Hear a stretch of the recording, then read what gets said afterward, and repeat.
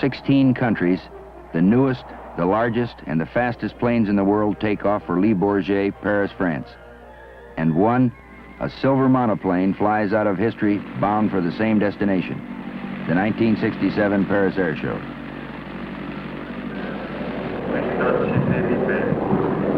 Welcome to Paris and the Paris Air Show. I'm Lieutenant Colonel Ralph Maglione, United States Air Force. It was 40 years ago that Charles Lindbergh thrilled the world, and he raised the curtain on aviation's future. 4 decades later, an exact replica of the Spirit of St. Louis arrived in Paris, where this man, this lone eagle, did more than any other individual to give impetus to the public's overwhelming acceptance of the airplane as a new means of transportation. This plane that kindled aviation's growth had a prominent role in the United States exhibit at the Paris Air Show, where the theme at the U.S. Pavilion was the Spirit of Lindbergh.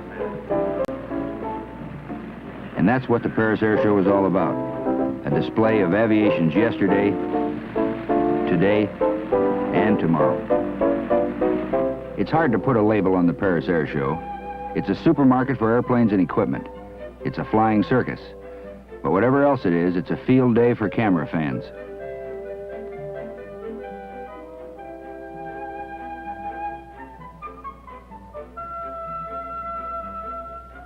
Some airplanes go straight up and down. Some even go backwards.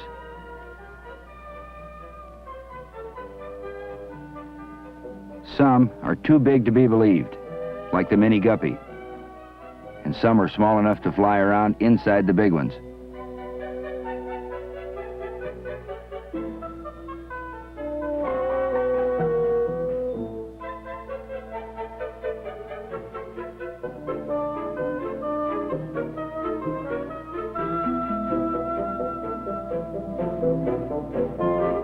This is the American Phantom, one of the world's most versatile military jets.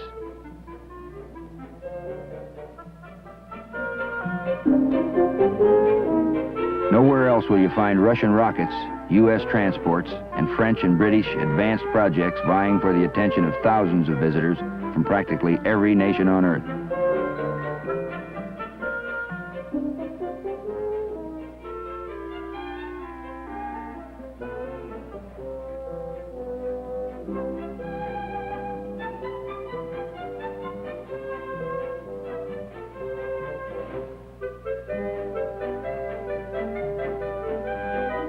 Probably the proudest display of the host country is a full-scale mock-up of the Concorde, the British-French supersonic transport.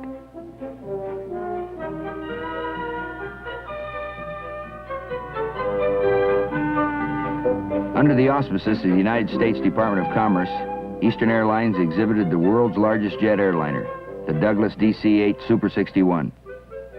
Never before seen in Europe, the 61 is capable of carrying more than 250 passengers. It has a normal range of nearly 6,000 miles and a cruising speed of 580 miles per hour. It took Lindbergh 33.5 hours to cross the Atlantic. With this airplane, flight time is about 6. Over, under, around, and behind all of the displays, you'll find kids, interested in absolutely everything. Collectors of all the free literature, wide-eyed as ever. What will their kids be doing 40 years from now?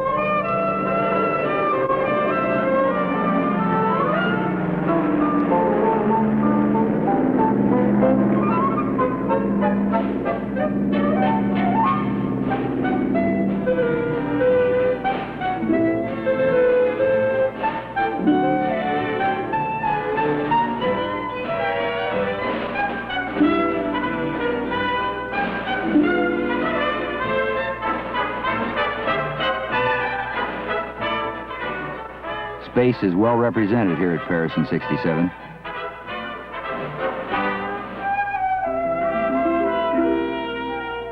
One of the most attention-getting space exhibits was this Russian missile. The experts were surprised at the arrangement of the engines, 20 main thrust chambers plus 12 smaller rockets for steering. The booster that put the first man in orbit back in 1961.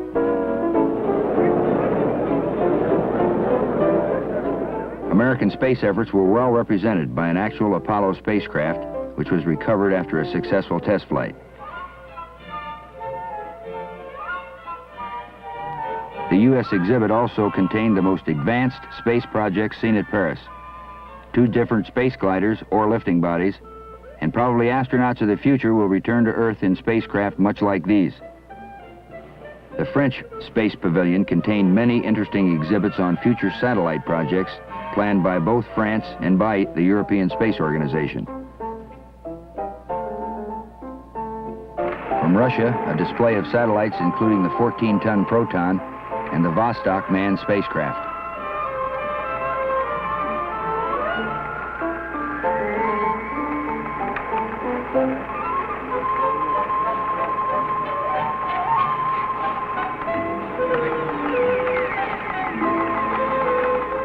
While rockets and satellites make good static displays, unfortunately they can't be demonstrated in an air show. And flying is what the people came to see. So let's see some flying.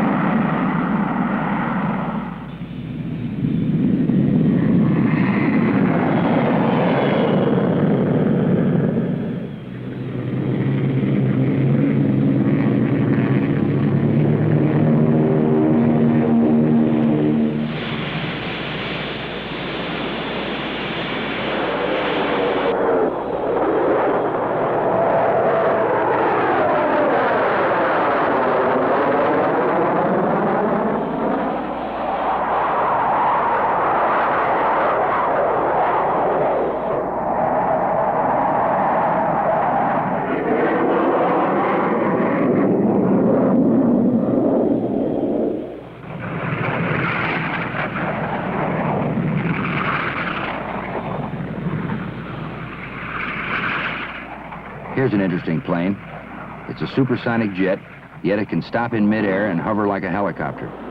It's the Hawker Harrier, a British plane that points its jet thrust down for takeoff and landing and backward for fast forward flight.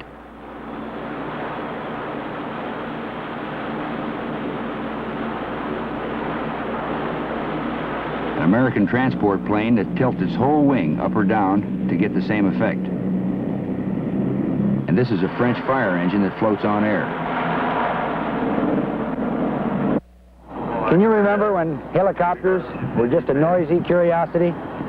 Well, now, many generations of helicopters have produced a family of versatile and reliable vehicles that are now playing a very important role in aviation history. The Jolly Green Giants in Vietnam are just a good example of how helicopters and their crews have earned the respects of all pilots around the world.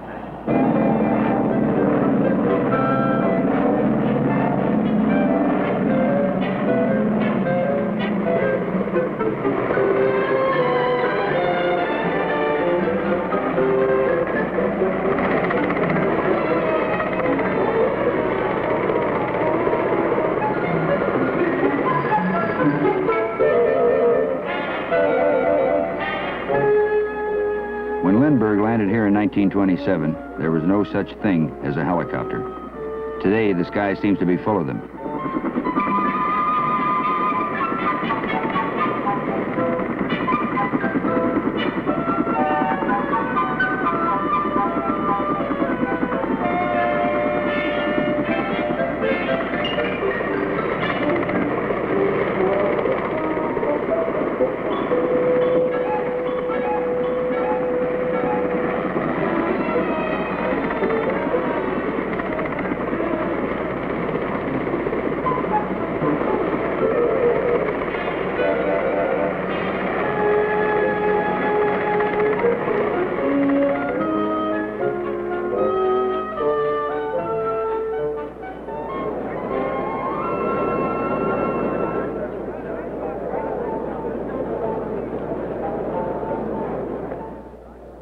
The last day of the air show is for the people of Paris and their friends. They come to Le Bourget to witness the grand finale of Fashions of the Air.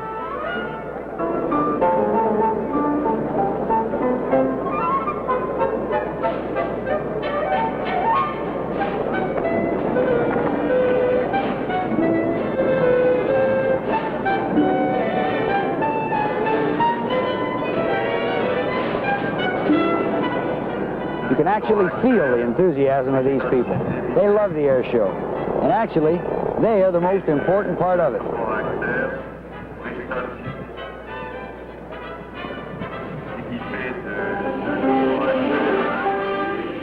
The main attraction at the 67 Air Show are the acrobatic teams. 4 countries are represented, and this is the absolute zenith in precision formation flying.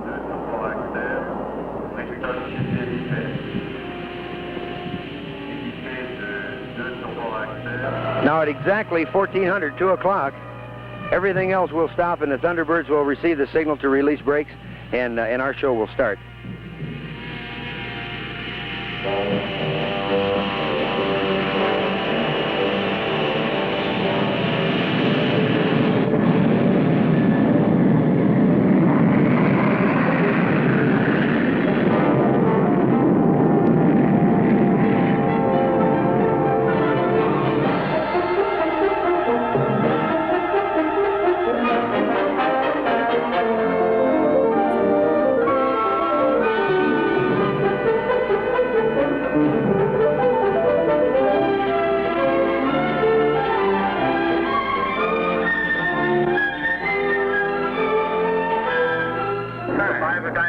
Pulling about 5 Gs apiece. They both weigh about 1,000 pounds right now.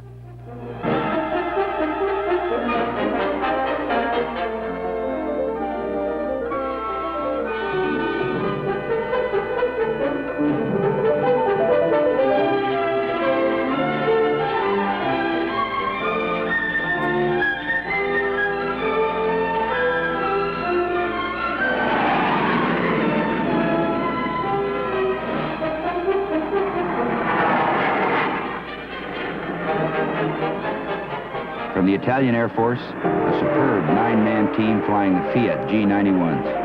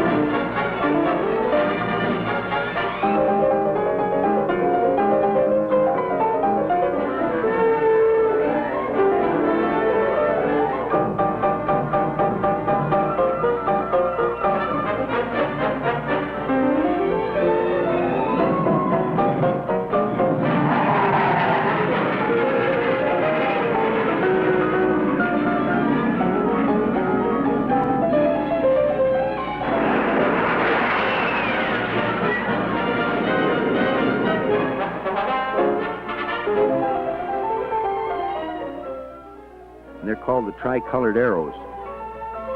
The colored smoke that they use is red, white, and green, and this is indicative of their national colors.